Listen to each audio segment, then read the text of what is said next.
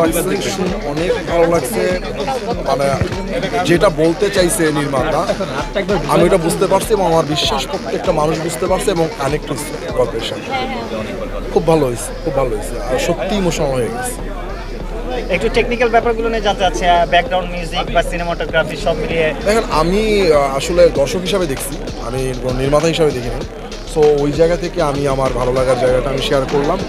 আমার যদি অন্যভাবে বলতে বলেন তাহলে আমাকে আরেকবার এসে দেখতে হবে, দেখার পর একদম খুঁটিনাটি কী আছে বের করতে হবে, দেন বলতে হবে। আমি ওইভাবে দেখি নাই। একটু লাস্টে জানতে চাচ্ছি যে এই ধরনের ফ্যামিলি ড্রামা খুব কম হয়, মানে অনেকদিন পরে এরকম যে ফ্যামিলি নিয়ে এসে দেখার মতো একটা সিনেমা, এটা নিয়ে কেউ বলবেন এবং সামাজিক বার্তাও আছে পাশাপাশি প্যারেন্টিং নিয়ে। অবশ্যই হওয়া উচিত, একটা ইন্ডাস্ট্রিতে সব ধরনের কাজ হওয়া উচিত, সেটা ফ্যামিলি ড্রামা হোক, একটু অ্যাকশন জনার হোক, চিল হোক, আবার আমাদের জিন থ্রির মতো হচ্ছে হরর হোক, আবার চক্করের মতো সাসপেন্সে থাকুক, মিস্ট্রি থাকুক, সব ধরনের হওয়া উচিত।